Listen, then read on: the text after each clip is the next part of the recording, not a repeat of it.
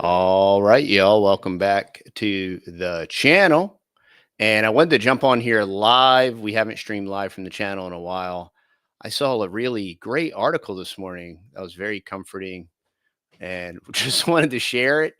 And for those of you, if there's anyone that's in denial that we are in clown world, um, this is like clown world 2.0. But we've been talking a lot about real estate, and we had Curtis Stone on talking about buying real estate and opportunities and different things like that. And first off, I do want to thank Mark and Lisa. They sent me a picture, rocking some awesome merch, and Mark purchased my favorite T-shirt, "Make Orwell Fiction Again." And what we're going to be talking about is the mortgage rates in Oceania, and what we know about the mortgage rates in Oceania is the mortgage rates have always been good in Oceania. So that's a little 1984 humor for you. If you haven't read the book, well, I can't help you. That wouldn't be funny at all. But I'm sorry. Let me turn the chat on here. All right. So here I'm going to bring up this article. I want to read through this real quick because it's really kind of funny in the sense like funny clown world funny, not funny, real funny. But this was actually in the New York Post, which is kind of like a communist propaganda rag. But they're being a little honest here, which is a little peculiar and interesting. So this is April 20th, how the U.S., and it could have been updated maybe because I'm not sure exactly when this came out. How the U.S. is subsidizing high risk home buyers at the cost of those with good credit. So, this is when logic, reason, ration are inverted in clown world. This is where being a fiscally responsible adult is penalized, for the greater good. This is for the greater good, y'all. So we're doing this for the greater good. A little notice revamp the federal rules on mortgage fees will offer discounted rates for home buyers with riskier credit backgrounds and force higher credit home buyers to foot the bill. The Post has learned. Fannie Mae and Freddie Mac will enact changes to fees known as loan level price adjustments. LLPAs. So we have another acronym to memorize, LLPAs. It's known as loan level price adjustments or communism. If you want a simpler term and you're confused about what it is, it's communism. On May 1st, that will affect mortgage. Dude, what's up with this fly? On May 1st, that will affect. I feel like Barry Soetoro, man, with flies landing on my face. On May 1st, that will affect mortgage rates originating at private banks nationwide, from Wells Fargo to JP Morgan Chase. Well, there you go, Jamie Dimon, effectively tweaking interest rates paid by the vast majority of home buyers. The result, according to industry pros, pricier monthly mortgage payments for most home buyers, an ugly surprise for those who worked for years to build their credit only to face higher costs than they expected as part of a housing affordability push by the U.S. Federal Housing Finance Agency. So we got Fannie and Freddie, the usual suspects from '08 that literally crashed and supposedly disappeared. Well, they're back. Yay. It's going to be a challenge trying to explain to somebody that says, I worked my whole life for high credit and I put a lot of money down, and you're telling me that's a negative now? That's hard. That's a hard conversation to have. One worried Arizona based mortgage loan originator told the Post. It's unprecedented, added David Stevens, who served as federal housing admin commissioner during Barry Soetoro administration.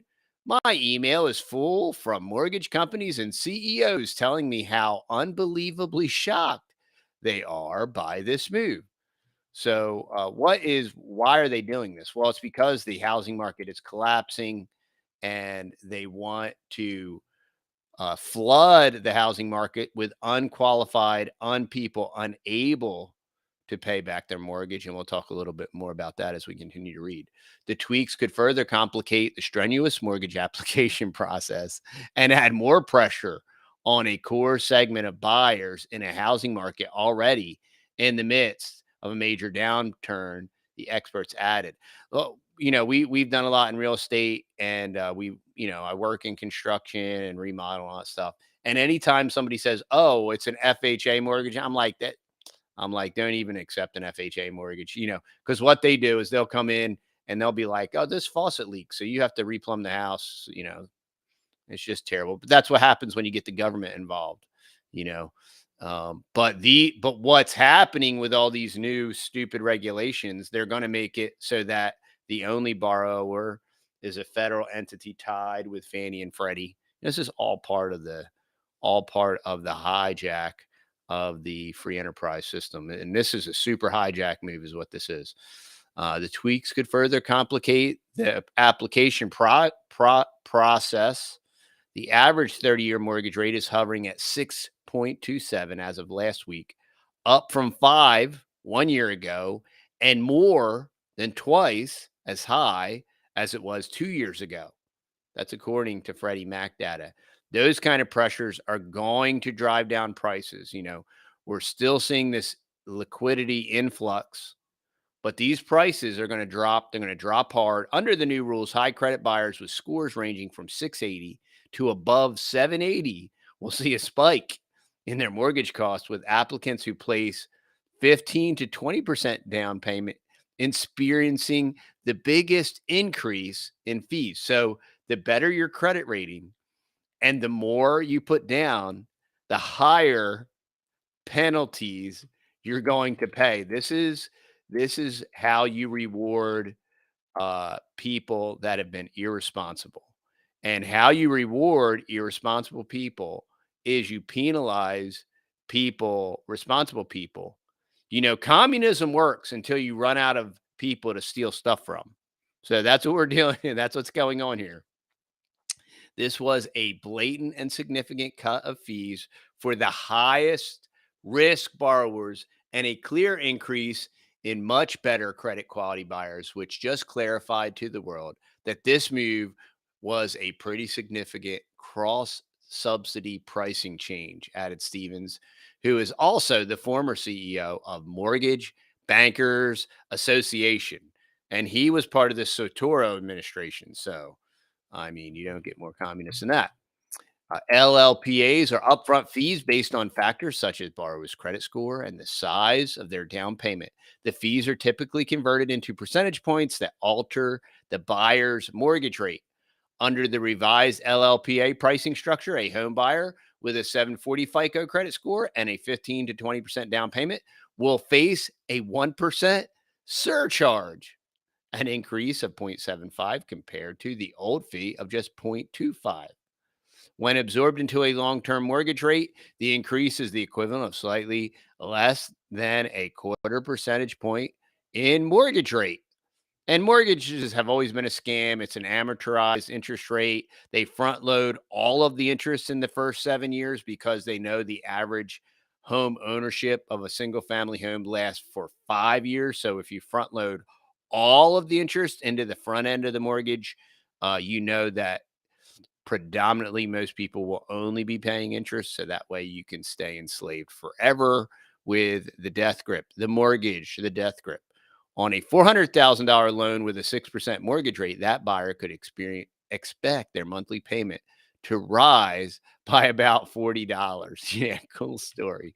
Meanwhile, buyers with credit scores of 679 or lower will have their fees slashed, resulting in more favorable mortgage rates. For example, a buyer with a 620 FICO with a down payment of 5% or less gets a 1.75% fee discount, a decrease from the old fee rate of 3.5 for that bracket. When absorbed into the long-term mortgage rate, that equates to 0.4% to 4.5% discount. The FHFA ordered overhaul of LLPAs affects purchase loans, limited cash out refinances, and cash out refi loans. The revamped pricing matrix also includes the controversial addition of a new charge for buyers with debt to income ratios above 40%. a convoluted measure that drew immediate pushback from the Mortgage Bankers Association and other industry groups who warned it would be difficult to implement. Why? Because they know from 2008 and the last mortgage crisis when they did all these subsidization. Now, this is where it's going to be different than the last housing crash, because I don't know how many of y'all lived through that and experienced it and had different properties, or how many of y'all even went through foreclosure or anything like that. But we've experienced all those different elements of things and all the different plans that, oh, we want you to stay in the home and all that stuff. Now, what we hear from banks all the time when it comes to foreclosures, oh, it's not in our interest to own real estate, so we want to dump it and we want to foreclose on it and push it to the foreclosure market. Well, we know right now that deadbeat mortgages are being held on the books of banks just like they were in 2006, 7, and 8, to artificially inflate and to not make these repos look as bad, just like in '08 when they had no choice but to then flood the market with these bad mortgages. Except this time, in my opinion, if we are in, if there is a mortgage crash with defaults coming in on the mortgage sides, and there's bank pressure from bank defaults on that side simultaneously, the end result is going to be the federal government owning these private properties. And, oh, well, we're the only ones that can bail this out. And no, now that nobody can qualify for a mortgage, and there's only a small handful of people that even can buy mortgages now and leverage a mortgage, these are all going to become federal housing. And so this way, all the homeless people from under the bridge will now have a place to live. And that's what I see coming. But yeah, this is very interesting. It's very, very troubling. It's absolutely, completely, and utterly communistic. It's completely anti-free market. It's anti-capitalistic. It's certainly not Austrian. This is Keynesian communism, and it is terrible. It's a total debacle. And it's showing you that the other thing, by incentivizing people with no money down with terrible credit scores, and the incentives go up as your qualifications go down. The other thing that is artificially flooding the market with potential buyers that have no potential at all. They have no ability to repay. And why would you incentivize people to buy homes that you know for an absolute mathematical fact that they can't afford and they can't repay? Because at some point in time, you're going to grip it and you're going to take it. And then, oh, we didn't know, and we were just trying to help people. And now, nobody can afford this. So now we have all these houses. So what do we do with them? Oh, we just turn it into government housing. And that's what I think's going on here. And it's more financial alchemy. But this financial alchemy is exclusively communist. And it's just insane. And they're trying to, and they're foisting it onto bankers and all these different things. And these finance guys and bankers are like, wait a minute, this is impossible to explain. Like, how do I explain this to somebody?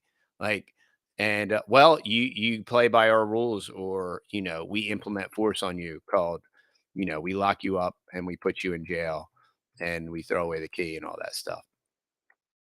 The timing of this is troubling. Pete Mills, Senior Vice President of Residential Policy at the MBA, told the Post, as we start to hit the spring home buying season, home purchases are demonstrably impacted by the rate increases over the past year.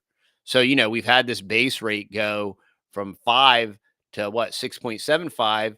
And now there's going to be an extra hidden fees in there, right? In your closing costs. And those fees have been going up. Same thing with PMI and mortgage insurance. There's so much hidden fees, and all these guys that are big, big, rah, rah, rah, real estate and flip, flip, flip.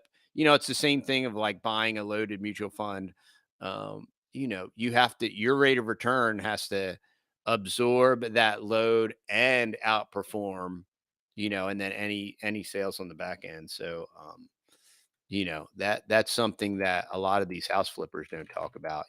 There's an enormous amount of closing costs, title insurance, and all of these different hidden fees. They just get it tacked on the top. And so how do these poor people that can't even afford the house in the first place, when they get these additional closing fees? Oh, we're just going to roll it into your mortgage. Don't worry about it.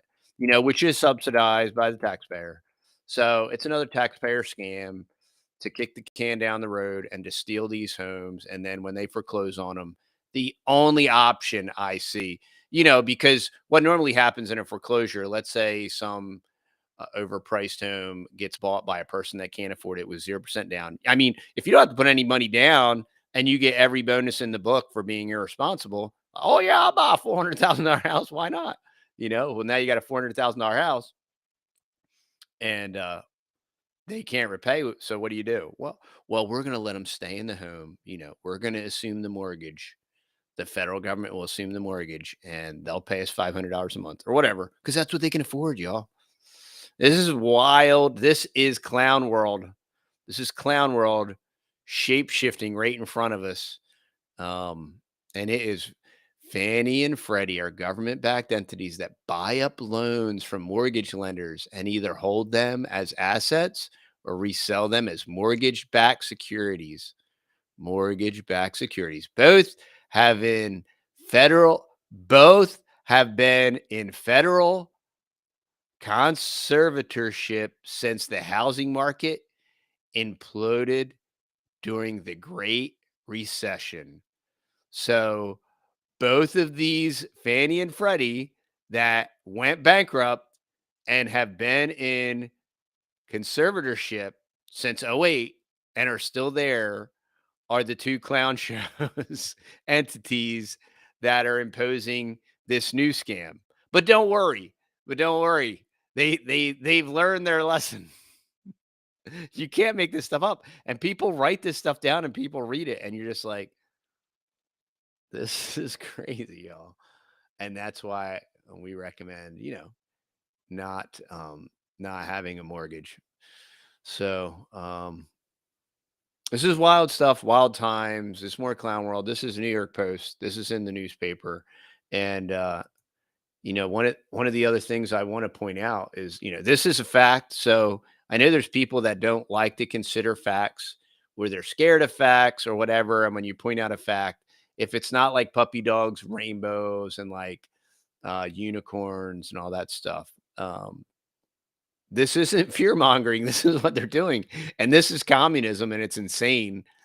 And where are all of these conservative, for lack of a better term, like, hey, can we not do all this crazy communist stuff and give all these pink haired weirdo people, try to give them a mortgage and buy them a house and all this stuff? It's very perplexing, but but I just wanted to jump on here real quick.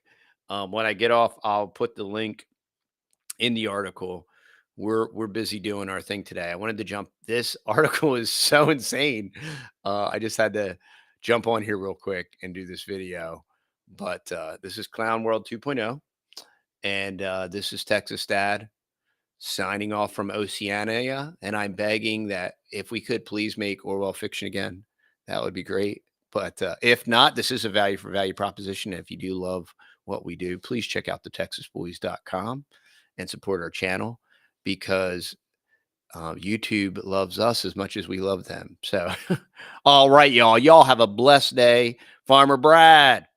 And thanks all of our customers for buying the merch and the honey. We sold out at 1 gallon, so we're restocking y'all. So if you see that the 1 gallons, they are out of stock, we're working on that. And we appreciate all y'all. Enjoy. We're having a beautiful day, beautiful weather. We're going to go visit some homesteaders this afternoon, give them some homesteading advice and tips and all that good stuff. And we will see y'all on the next video.